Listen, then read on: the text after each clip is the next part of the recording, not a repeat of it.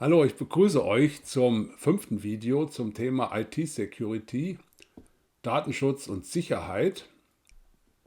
Das Thema dieses Videos ist Verschlüsselung und Passwortschutz. Doch zunächst ein paar Vorbemerkungen zu diesen Materialien. Ihr könnt alles, was hier zu dem Video gehört, auch die Quellen und die empfohlenen Materialien über eine freigegebene Excel-Arbeitsmappe abrufen. Den Link zur Excel-Arbeitsmappe, den findet ihr in der Beschreibung zum Video. Im Übrigen habe ich hier auch mehrere Dinge vor, fächerübergreifenden Unterricht. Das Hauptthema ist natürlich die Datensicherheit, die IT-Security. Meine Online-Kurse, die halte ich oft vor Gruppen, wo ein großer Teil der Teilnehmer nicht Deutsch als Muttersprache spricht. Und da wurde mir schon des Öfteren gesagt, hier im Kurs, das war zwar stressig, wie Sie gesprochen haben, aber ich habe da viel Deutsch gelernt und das habe ich hier jetzt mit berücksichtigt. Dieser Kurs ist also, wenn man so will, ergänzende Sprachschulung für alle, die nicht Deutsch als Muttersprache sprechen, aber auch für Deutsche, die sagen, ich will vielleicht im Ausland studieren oder dort eine Ausbildung machen oder dort arbeiten. Und da kann ich mir diese Begriffe schon mal anschauen in Form von Untertiteln in der Sprache des Landes, wo ich mich dann aufhalte. Und da sind etwa 100 Sprachen oder sogar mehr sind möglich. Englisch und Französisch sowieso, aber auch Afrikaans, Arabisch, Zulu, Chinesisch, Hindi, alles ist dabei, kann man als Untertitel lesen. Die modernen Browser, die verfügen über Fähigkeiten, die basieren auf maschinellen Übersetzungen, künstlicher Intelligenz. Und da haben wir ja auch schon von gehört, ChatGPT zum Beispiel, wo Schüler dann ihre Hausaufgaben mitmachen. Aber da geht viel mehr und das will ich also hier mit einbeziehen. Diese Kursunterlage, die will ich jetzt kurz erläutern. Wer das schon kennt, der kann die nächsten 3 bis 4 Minuten einfach mal überspringen. Schauen wir uns das an. Unter dem Link zum Video, was ihr hier oben in der Zelle A1 seht, und rechts davon den Link zu dieser Datei, die man natürlich in der Beschreibung des Videos findet. Da gibt es eine Erklärung, wie kann man diese Autoübersetzungen nutzen. Ich habe ja hier gar nichts gemacht, um dies verfügbar zu machen. Ich habe es hochgeladen, aber das Transkript, das ist komplett von YouTube erstellt und dann kann man das auch mit Autotranslate hier in diese mehr als 100 Sprachen übersetzen. Die Einstellungen, die ihr da machen solltet, die habe ich ja hier beschrieben. Auch die Einstellungen, die man über das Zahnrad vornehmen soll bezüglich der Untertitel der automatischen, ist also hier beschrieben. Könnt ihr euch noch ein bisschen vergrößern. Dann haben wir darunter die Sprachen, die von YouTube unterstützt werden. Da sind auch Exoten dabei, wie zum Beispiel Lateinisch. Also ihr könnt mich zwar nicht in Lateinisch hören, aber ihr könnt mitlesen. Es kann ja sein, ihr wollt euch auf euer Theologie- oder Medizinstudium vorbereiten und die lateinischen Begriffe da schon mal lernen. Das ist jetzt nur ein Scherz, ne? Aber das ist möglich. Aber die anderen Sprachen, die hier vorkommen, sind für die Zuwanderer sehr wichtig. Wir haben ja um 1 Million Zuwanderer aus der Ukraine, die können das auf Ukrainisch mitlesen. Wir haben hier mehrere Millionen, die türkische Sprache sprechen als Muttersprache. Und dann haben wir natürlich auch die bekannten Sprachen Englisch und Französisch. So, das zu den Sprachen. Jetzt komme ich zu den Materialien, die wir hier sehen. Bei der geforderten Weiterbildung, da gibt es üblicherweise ein E-Book vom Herd Verlag. Das will ich euch gerade mal zeigen. Der Link, der steht ja auch hier. Kann man einfach draufklicken. Dann kann man sich dieses anschauen. Eine Leseprobe, habe ich ja schon mal erwähnt, deckt nur die ersten 15 Seiten ab. Das, was jetzt aber Gegenstand ist, Verschlüsselung und Passwortschutz, das fängt beim Herd Verlag auf der Seite 16 an. Das habe ich hier als E-Book und das will ich kurz erklären, damit diejenigen, die bei mir in der geforderten Weiterbildung im Kurs sitzen, damit die wissen, was damit machbar ist. Hier in diesen Unterlagen, da ist auch das enthalten, was hinterher am Ende des Kurses in der Prüfung abgefragt wird. Bei diesem Kurs ist es so, dass praktisch alle das Zertifikat erreichen, die dieses Buch durchlesen. Das kann man hier locker mit Paukwissen schaffen. Da will ich hier kurz zeigen, was da möglich ist. Ich habe hier beispielsweise die Möglichkeit, mit diesem Stift wichtige Inhalte zu markieren. Das mache ich hier gerade. Ihr seht das, jetzt habe ich hier gelb gemacht. Das ist wichtig. Und ich kann auch zusätzlich was reinschreiben. Dafür habe ich hier dieses Feld. Und wenn ich da sage Prüfungswissen, das schreibe ich jetzt einfach mal da rein. Prüfungswissen. Oh, da habe ich ein S zu wenig. So, das ist also hier jetzt drin. Und das steht dann da auch. Kann man also jederzeit noch verändern. Man kann es auch wieder löschen. Dafür haben wir hier hinten den Papierkorb. Genauso wie man hier diese gelben Markierungen wegmachen will. Wenn ihr das natürlich behalten wollt, weil ihr vielleicht in ein paar Tagen, wenn die Prüfung ist, nochmal anschauen wollt, was hier an Anmerkungen vorliegt, dann müsst ihr das hier oben speichern. Das kann man machen. So, das will ich also jetzt hier nicht weiter vertiefen. So viel zu der Unterlage vom Herd Verlag. Jetzt gehe ich mal zurück zu der Unterlage, die ich selbst bereitstelle. Als weitere Kursunterlage empfehle ich hier Easy4Me aus Österreich. Da klicke ich auch mal darauf. Da sehen wir es. Da haben wir hier das Modul IT Security. Hatte ich schon drauf geklickt oder das war im Link drin. Und da sehen wir hier wichtige Dinge. Einmal hier die Zusammenfassung, will ich auch kurz erwähnen. Da ist das, was jetzt hier Thema ist. Das ist auf der Seite 4 zu finden. Kann man also ganz schnell hingehen. Ich gebe mal eine 4 ein. Und da sehen wir, wie kann man Daten schützen, sichere Passwörter und dann Passwortmanager wird besprochen. Also da will ich jetzt nicht näher drauf eingehen, das könnt ihr ja selbst machen. Dann gibt es noch eine weitere interessante Unterlage hier von Easy4Me. Das sind hier die Begriffe. Also hier in der Zusammenfassung bzw. in dem Glossar, da stehen wichtige Dinge drin, die ihr bei der Prüfung wissen solltet. Passwörter oder was ist mit einem Passwortmanager gemeint. Also da will ich jetzt nicht näher drauf eingehen, lesen könnt ihr ja selbst. So, das schließe ich mal, beziehungsweise ich gehe einfach mal wieder zurück zu meiner Excel-Arbeitsmappe, die ihr ja in der Beschreibung zum Video finden könnt.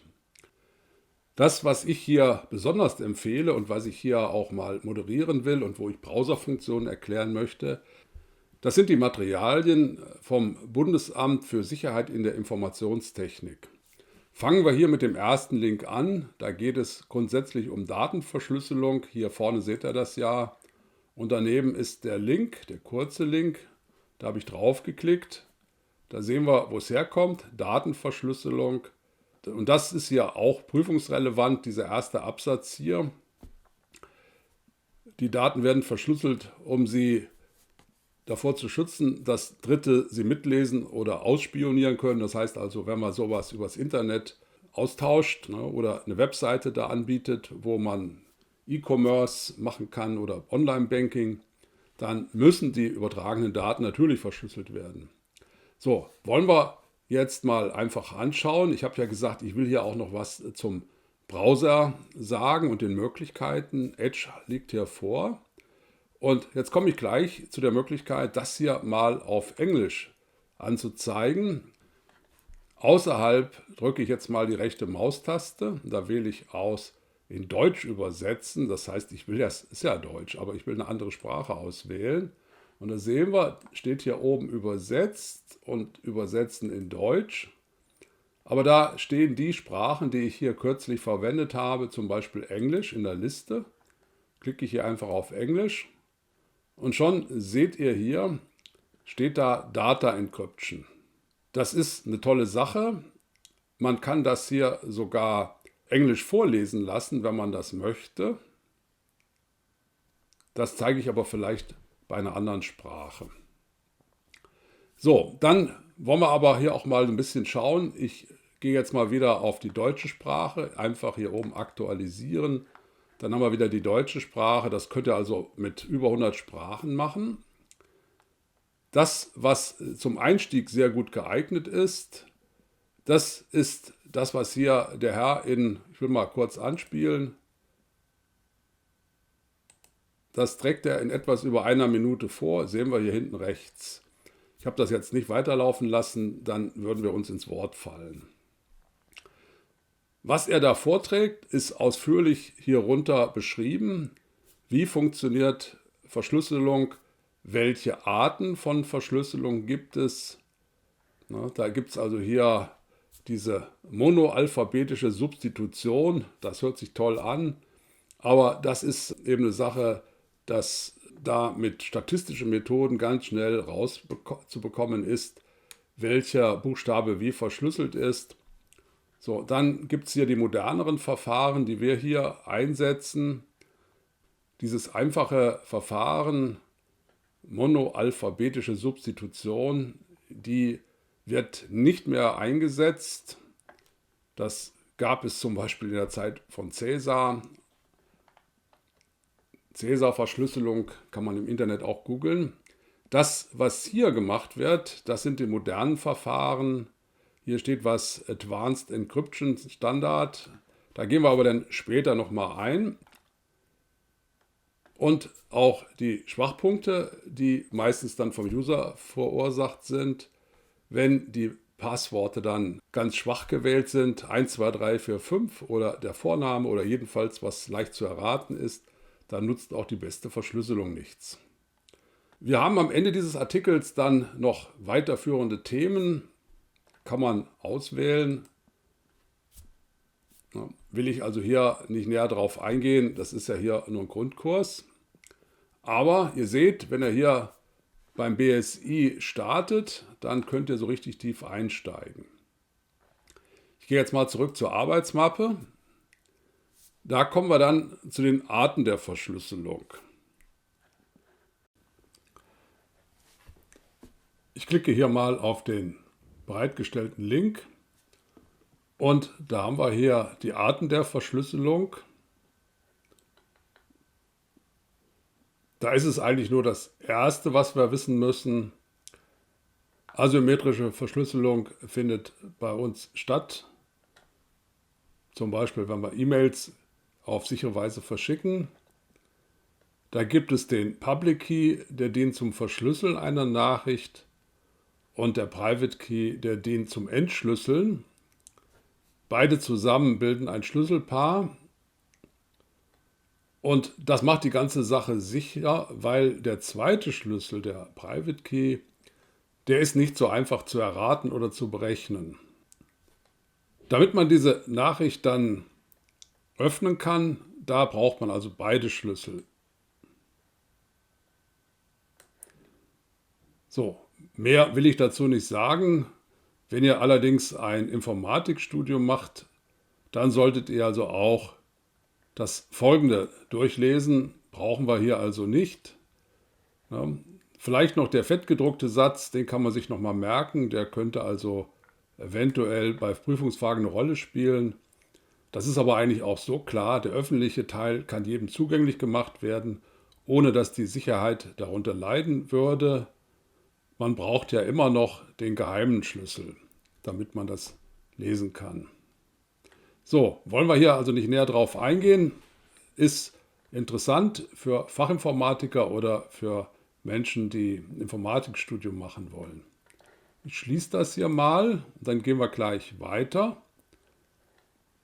Da gibt es jetzt die Public Key Infrastruktur. Da brauchen wir eigentlich auch nur den ersten Teil zu wissen. Das spielt nämlich eine Rolle, wenn es beispielsweise um elektronische Ausweisdokumente geht. So ist das hier erläutert. Das ist also hier der letzte Teil von dieser Einleitung. Ich will hier aber mal was erklären. Es kann ja sein, hier sind Teilnehmer eines Informatik-Leistungskurs und die sind hier aus der Ukraine, Studenten oder Schüler höherer Jahrgangsstufen und die möchten weil das doch schon sehr technisch ist, das mal in ihrer Muttersprache lesen. Das kann man hier mal kurz erklären. Im Augenblick ist der Text ja Deutsch, das sehen wir, aber ich kann hier rechts mal klicken und da wähle ich, hier steht in Deutsch übersetzen. Das brauche ich nur, damit ich hier oben die Sprache auswählen kann. Da steht übersetzen in Deutsch. Ich will es aber auf Ukrainisch haben. Da habe ich auf Ukrainisch geklickt und auf Fertig. Und jetzt kann man das auf Ukrainisch lesen. Das geht sogar noch weiter. Angenommen, ich möchte das auch auf Ukrainisch hören. Hier so ein paar Worte. Dann habe ich die Möglichkeit, dass ich hier auf dieses Symbol klicke. Відкритий ключ інфраструктура PKN. Інфраструктура відкритих ключів PKI – це ієрархічна система видачі, розповсюдження. So, wir haben gesehen, man kann hier auf das Symbol zum Sprechen der Seite klicken oder auch wieder abschalten. Einmal will ich es noch tun, und zwar möchte ich jetzt mal, weil ich das so ein bisschen nachvollziehen kann, auf Niederländisch haben. Ich klicke hier auf das Symbol, wähle hier nicht Ukrainisch, sondern weiter unten Niederländisch aus. Na, sehen wir, was da alles an Sprachen möglich ist. Da haben wir Niederländisch. Übersetzen. Jetzt ist erstmal der Text auf Niederländisch zu lesen, etwa ab hier. Ja. Und vorlesen lassen möchte ich es mir auch. Dazu klicke ich hier auf dieses Symbol, Seite laut vorlesen. Openbare sleutelinfrastructuren PKI. Een public key infrastructure PKI is een hiërarchisch systeem voor het uitgeven, distribueren en verifiëren van digitale certificaten. Met de digitale certificaten kunnen entiteiten vertrouwd worden toegewezen aan hun openbare sleutel. Sleutels hören wir auf. Ist also eine tolle Sache. Kann man sich also vieles vorstellen bei den Sprachen, die es hier gibt, weit über 100. So, aber gehen wir mal wieder zurück. Ich habe ja gesagt, fächerübergreifendes Lernen. Hier haben wir jetzt was über Sprachen gehört, aber auch über die Möglichkeit, was moderne Browser alle können. Jetzt gehen wir mal wieder nach Excel. Und da geht es jetzt zum Thema, was wieder einfacher verständlich ist. WLAN hat ja fast jeder, damit er zu Hause mit seinem Tablet oder Smartphone in der Wohnung surfen kann oder PC, ohne dass er Kabel ziehen muss. Und da ist natürlich auch einiges unter dem Aspekt Datensicherheit ist da sehr wichtig. Jetzt sehen wir, hier ist der Text jetzt, den Link habe ich wohl falsch kopiert, der ist jetzt die englische Seite, ist aber trotzdem BSI, nur eben, wir sehen hier oben ist sogar das Logo auf Englisch übersetzt. Ich will aber die deutsche Variante haben, wähle ich also hier Deutsch aus und übersetzen. Das heißt also, es ist immer noch die englische Seite, aber in der deutschen Übersetzung. WLAN, was Sie wissen sollten. Die technischen Grundlagen sind hier beschrieben und was da prüfungsrelevant ist, das ist hier dieser Abschnitt WLAN-Sicherheitsmechanismen, WPA oder besser noch WPA2. Das ist also das Verfahren, damit nicht jemand von außen, der gar nichts mit unserem Haushalt zu tun hat, dass der in unser WLAN eindringen kann. Da gibt es ja immer so einen langen Schlüssel, so eine Ziffernfolge, die man beim ersten Anmelden eingeben muss. Und damit wird dann generiert, was dazu führt, dass wir im WLAN arbeiten können. Das ist also hier diese Verschlüsselung im WLAN. Wer diese Ziffernfolge nicht eingegeben hat, wer sie auch gar nicht kennt, der kann im Normalfall da nicht so einfach surfen, es sei denn, er hat also schon sehr tiefgehendes Verständnis und hat also was ausspioniert. Und dann kann er auch dieses WLAN nutzen. Ich rate für diejenigen, die da mehr wissen wollen, schaut euch das an. Aber für die Prüfung, wie gesagt, ist wichtig, dass WPA2 oder WPA3 die aktuellen Schutzmechanismen sind, die wir hier beim WLAN einsetzen. So, schließen wir das hier mal wieder und dann sind wir hier bei E-Mail-Verschlüsselung in der Praxis. Da klicke ich darauf und dann bin ich wieder auf einer Informationsseite vom BSI. Da wird das Projekt EasyGPG wird beschrieben. Bekannter ist das, was wir unter Pretty Good Privacy googeln können. Hier ist es aber beschrieben und zwar sehr schön in diesem Video hier unten. Das sind etwa 3,5 Minuten, die man sich da das Ganze anschauen sollte. Was ist da der Gegenstand? Es wird beschrieben, wie das im Augenblick läuft, wie risikoreich das Versenden von E-Mail ist. Das ist Punkt zu Punkt verschlüsselt, wenn wir da bei Outlook TLS oder SSL eintragen als Verschlüsselungsmethode. Aber an den Knotenpunkten, da können Cyberkriminelle eingreifen, können die Mails manipulieren und das ist ja auch der Grund, warum das Verwenden von Outlook oder von E-Mail im Allgemeinen so risikobehaftet ist. Man kann Schadsoftware über Hyperlinks per Mail verschicken, man kann eben auch einen Mailanhang dabei fügen. Das alles ist also an diesen Knotenpunkten möglich. Man kann diese Mails eben auch fälschen. Im Video wird das genau beschrieben. Im Video wird auch beschrieben, wie diese öffentlichen Schlüssel erzeugt und automatisch verteilt werden und wie diese vom BSI propagierte Methode GPG, wie die funktioniert. Die 3,5 Minuten sollte man sich antun. Ihr müsst aber nicht befürchten, dass das Gegenstand der Prüfung ist.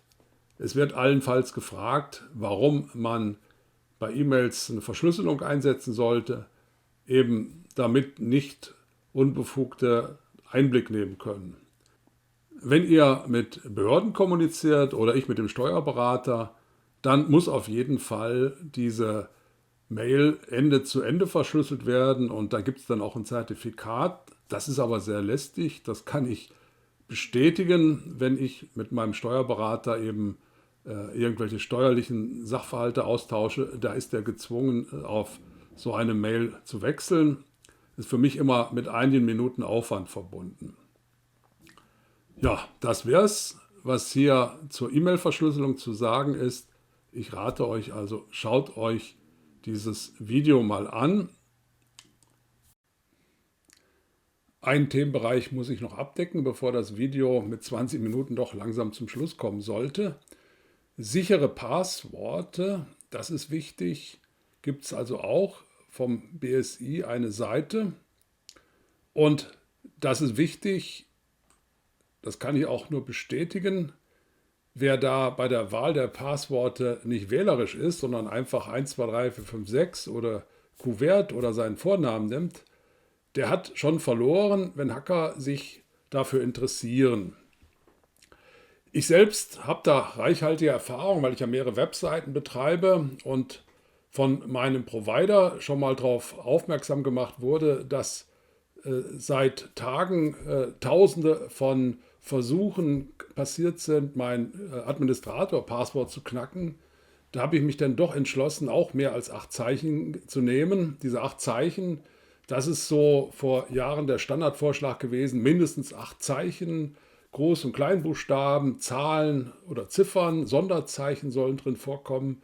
Das ist ja immer noch richtig, aber 8 Zeichen reichen da nicht aus. Ich sage jetzt nicht die Zahl, aber es ist so in der Größenordnung von 20, die ich da genommen habe, um meine Webseiten zu schützen, wenn da jemand mit einem Administrator-Passwort versucht.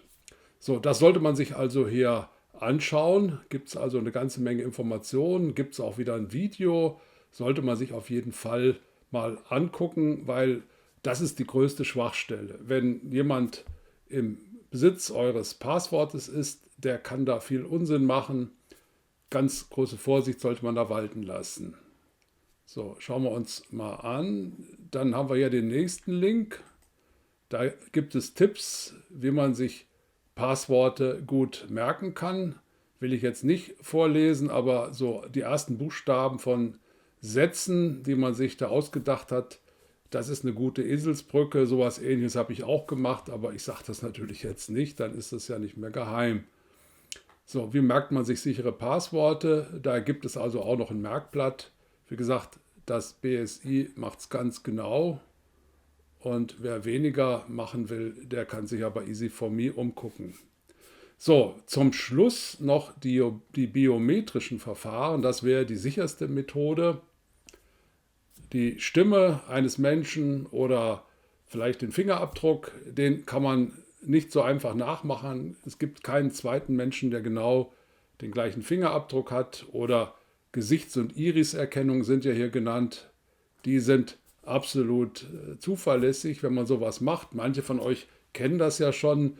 Da ist ein Sensor auf der Rückseite des Smartphones und da tut man dann seinen Finger drauflegen und dann wird der gescannt. Und wenn dann das Smartphone seinen Besitzer erkennt, dann wird es freigegeben. Hier kann man sich also da genauer informieren. Biometrische Merkmale sind am sinnvollsten. Ich denke, das sollte jetzt reichen. Meine Stoffsammlung, die ihr hier seht, die ist ja hier hauptsächlich vom BSI befüllt. Wenn mein Video bei YouTube hochgeladen wurde und die automatische Spracherkennung das Transkript erstellt hat, dann bekommt er hier auf der Seite auch das Transkript und das Vokabular. Auf der Vokabelliste, die ihr hier auch in der Arbeitsmappe vorfindet, da sind natürlich auch die Worte enthalten, die in den Prüfungsfragen vorkommen können, beispielsweise Passwortlänge oder asymmetrische Verschlüsselung. Das wäre es, was ich hier zu den ergänzenden Materialien zu sagen habe. Ich gehe mal zurück zur Startseite.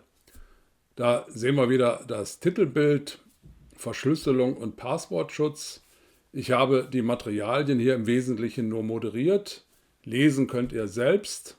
Schaut euch die Links an, wenn ihr nur den Computerführerschein haben wollt.